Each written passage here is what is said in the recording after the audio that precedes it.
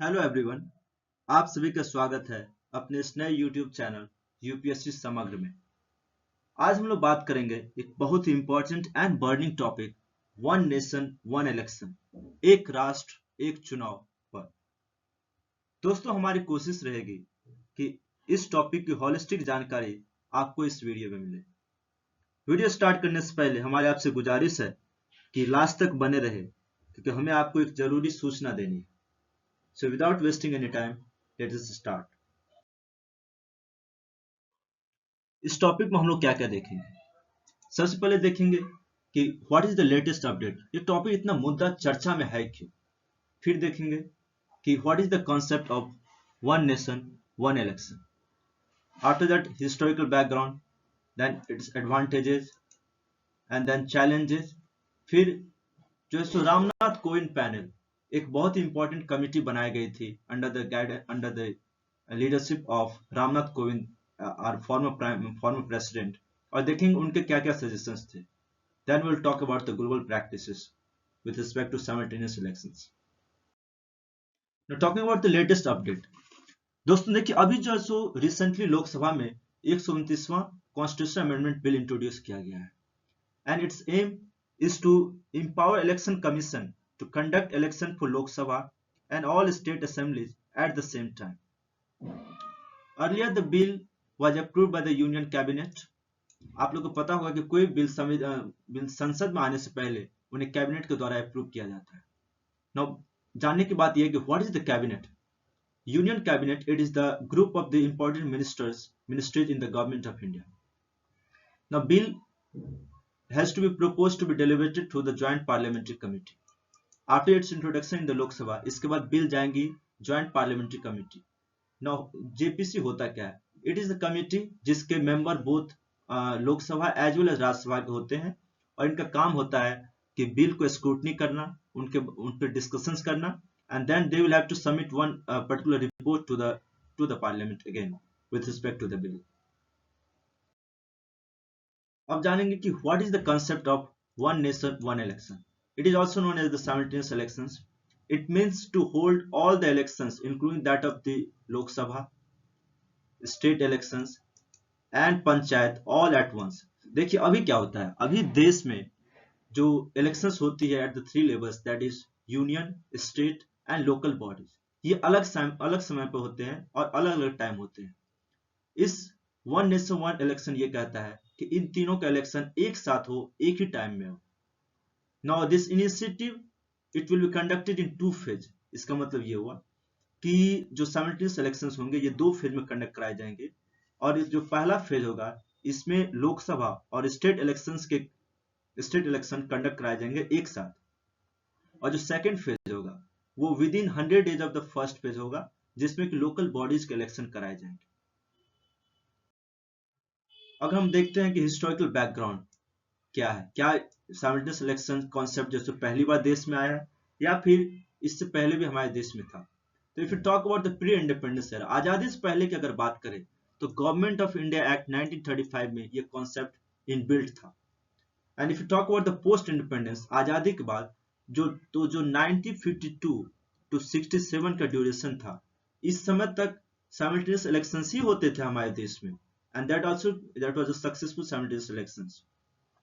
This cycle got disrupted post 1967 onwards.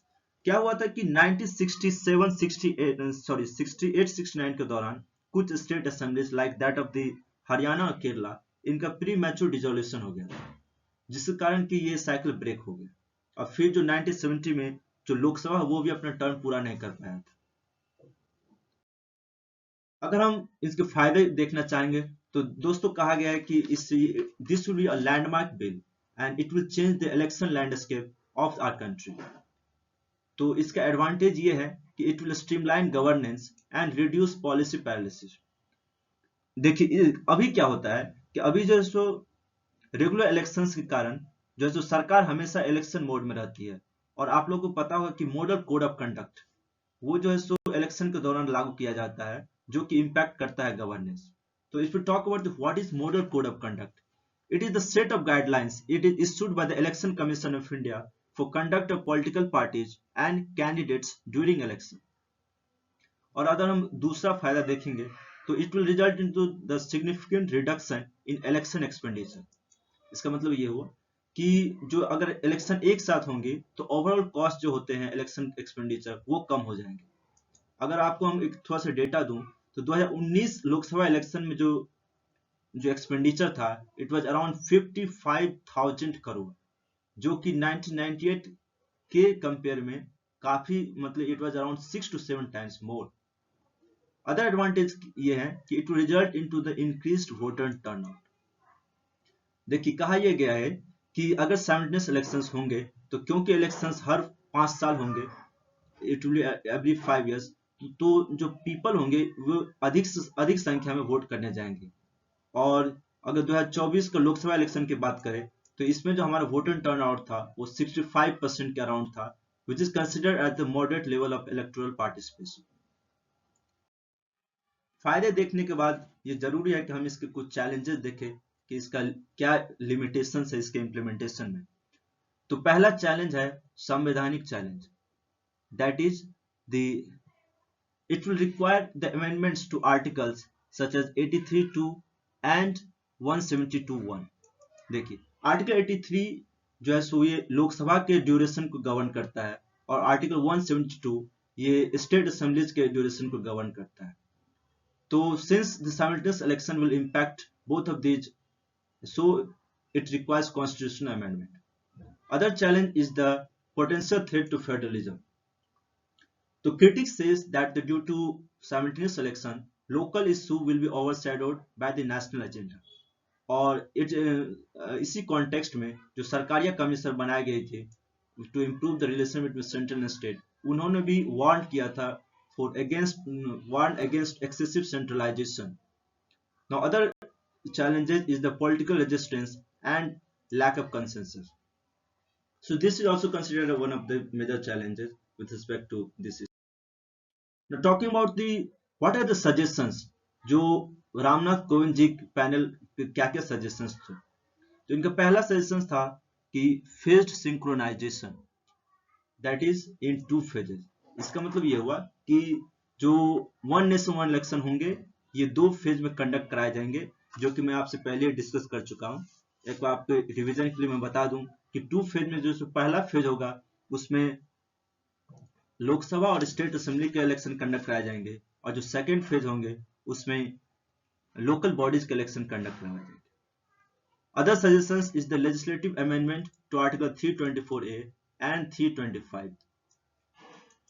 324A ये क्या under जो है so it will facilitate the simultaneous elections for panchayat and municipalities, और article 325 को amend करना to establish unified voter roll and photo ID card for all the elections.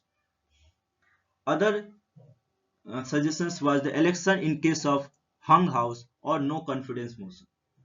Hung house क्या होता है? Hung house is a situation in which the no single party proves majority in the house. और इसके कारण क्या होगा कि it is saying that in case of no confidence motion, fresh election will be held.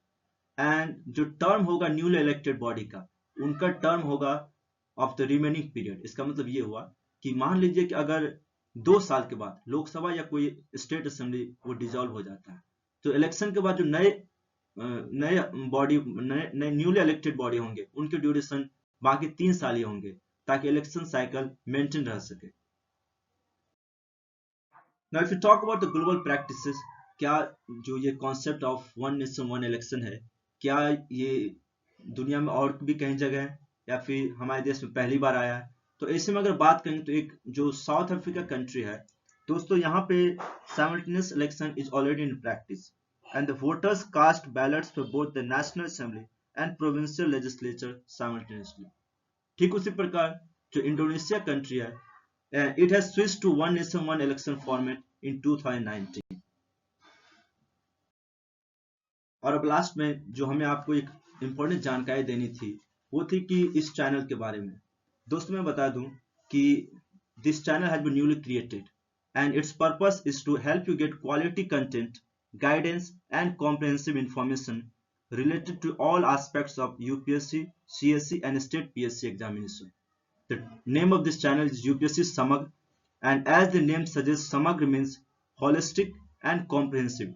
So this channel will be a one-stop solution for student and aspirant community. तो हमारी विनम्र कोशिश रहेगी कि हम आपको जेन्युइन ऑथेंटिकेटेड इंफॉर्मेशन प्रोवाइड करें ताकि स्टूडेंट एंड एस्पिरेंट कम्युनिटी को लाभ मिल सके। और लास्ट में, क्योंकि अपना चैनल अभी इन्फेंट वाला इन्फेंट स्टेज में है, तो आपका support in the form of likes and subscribe बहुत मैटर करता है। और कमेंट सेक्शन में आप अपना महत्वपूर्ण सजेशन इस वीडियो के बारे में दें ताकि अगली बार इससे भी अच्छे और अच्छे कंटेंट के साथ मैं वीडियो बना सकूं। Thanks for watching.